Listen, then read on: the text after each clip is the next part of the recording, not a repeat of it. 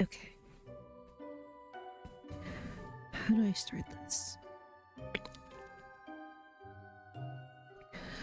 My wife won't stop sleep talking.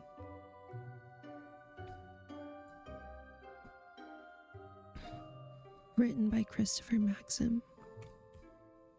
My wife and I moved into our new apartment just a few months ago. Before this, we lived in a large cottage overlooking a beautiful lake. It was my wife's dream home. For 3 years we lived there. We didn't want to leave, but it was necessary. It's a necessary step for us. You see, Jessica and my wife's name is Jessica. Jessica! Jessica and I used to live down south. Everything was going well for a while, but my law firm decided to promote me out of the blue. It was unexpected, but I couldn't be more grateful. Unfortunately, the job entailed transferring to another one of our many branches locations. The one in question was in New England.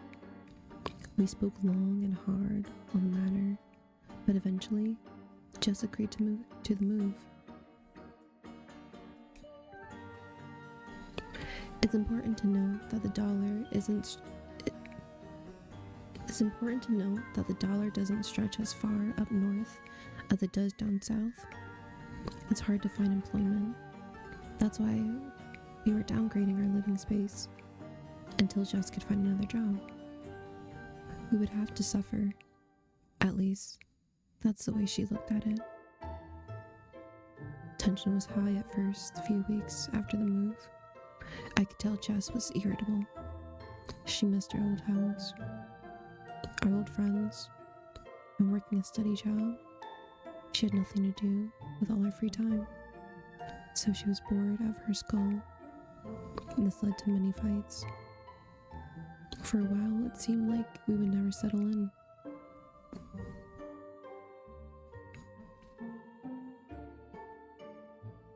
About a month after the move, things started looking up. Just found temporary work as a part-time editor at a local TV station. She loved the work and couldn't have been happier with her coworkers. I couldn't have been happier for her. Something seemed to be fine for a while. Not perfect, but fine. This was when the sleep talking began. It was unexpected, and honestly, I'm surprised it didn't start up sooner. You see, my wife is a restless sleeper whenever there's a big change in her life. Good or bad. The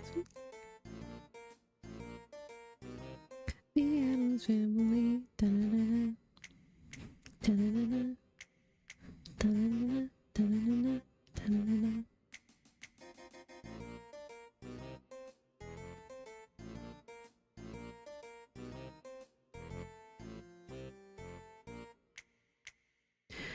It happened when we got married, when we moved into our first home, and when she had a miscarriage. I'll touch more on that later. Jess knows she sleeps talks, because I used to bring it up from time to time. I would laugh each morning, recalling the weird things she said the night before. This always made her uncomfortable. She seemed to be embarrassed by it. That's why, after her first night of sleep talking in our new apartment, I didn't say anything.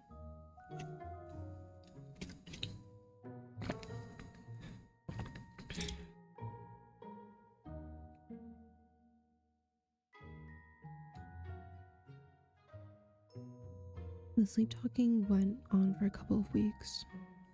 It was at this time that Jess' temp job at the station came to an end. Without a job to keep her mind off things, her nightly outbursts became much worse. She began screaming at odd times during the night, in which I'd be forced to calm her down. One night, she screams turned into tears. As she was crying, She said something I'll never forget. I wish you were dead. I knew my wife was asleep, but as I sat there by her side, calming her the best I could, I felt the need to press the matter. You wish who was dead, hon? Wait.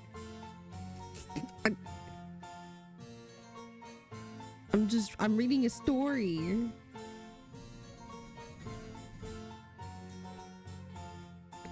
I'm just talking lowly. Huh?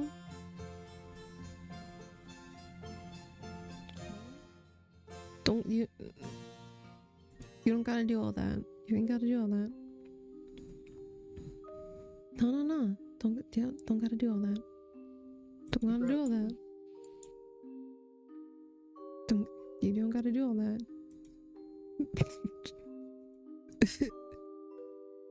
What?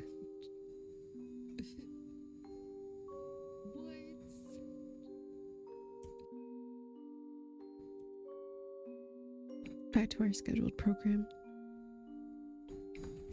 To my surprise, she responded, "You."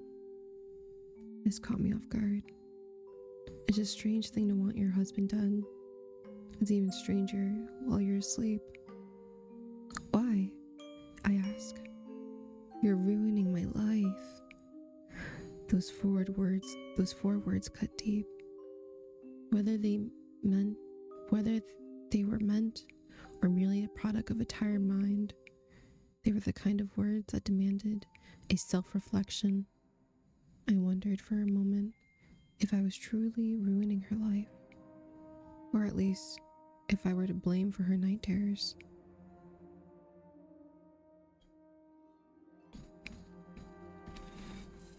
My wife remained silent for the rest of the night. I know this because I stayed up. Contemplation and worry kept me from a good night's rest. I didn't believe for a second that my wife really wanted me dead. But her late night antics were certainly a cause for concern. Between the screaming episodes and the morbid dialogue, this was the worst of her condition that had ever been. The next morning, I came pretty damn close to telling her about what had happened. But I kept thinking about how she would react and what she'd say. It was too much. I didn't want to burden her any more than I really had, especially after she had just been laid off. I also didn't want to have another fight. In light of this, I kept my mouth shut.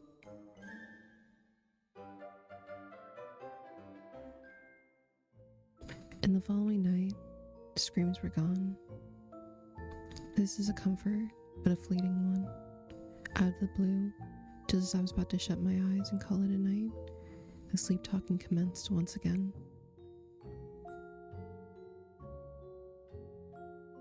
Sometimes I think about how I do it. I chalked up this statement to a pure dream-induced nonsense, but then she continued. While you're asleep, in bed, I'll get up and go to the kitchen. I didn't know what she was talking about, but as she kept speaking, it dawned on me.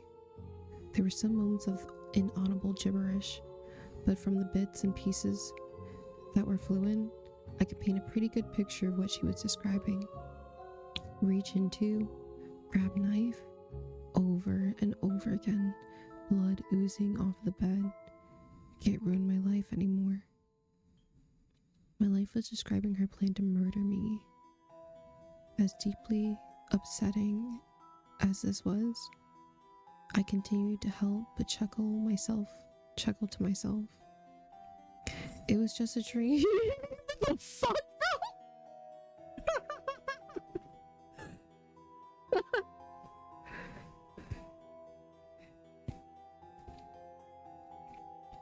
It was just a dream. After all, nothing more. I can't say that I haven't done some weird things in my own dreams. Things I would never do in real life. Jess was just mad at me over the move, and she was just working out her frustrations while she slept. At least, that's what I convinced myself. The sleep talking continued for a few weeks. I hope that Jess's nightmare venting sessions were doing her some good. But without a degree in psychology, I couldn't be certain. All I could do was listen to her ramble about offing me each night and wait for her condition to run its course. The longest her sleep talking had ever lasted was a month, so it was safe to say it would be over soon. A month passed, then two. Jess didn't let up. Every night, it was the same routine. Either incoherent nonsense or babbling about how she'd like to hurt me.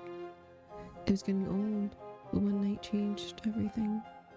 As my life slept, she uttered some words that tore right through my heart.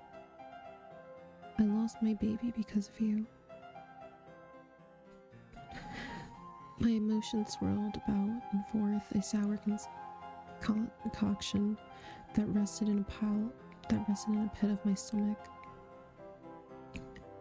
This time, I had to know what she meant. What do you mean, hon? There was a brief moment of silence, but eventually, Jess offered me an answer. There was some more gibberish mixed in, but she was able to get her point across. You made me want kids. You put life in me. But now I'm alone. This struck a nerve and caused a few tears to roll down my cheeks. It was my idea to have kids. Jess never wanted children, but she made herself want them for me. That's why after the miscarriage, I was surprised to find her so absolutely devastated. I had no clue how much she warmed up to the idea of having a baby. My tears were interrupted by more sleep talking of the worst variety. I will kill you, I promise. That was the last thing she said that all night. It's been roughly a week since my wife made that promise. As disturbing as that threat was, I could have easily brushed it off with the rest, assuming it was the product of the stress.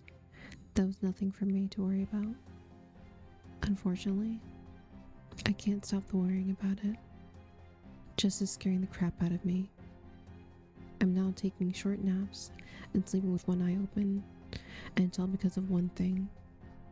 Now, she's sleepwalking. Oh, that's wild. Wow. My wife went from sleep talking to sleepwalking, bro.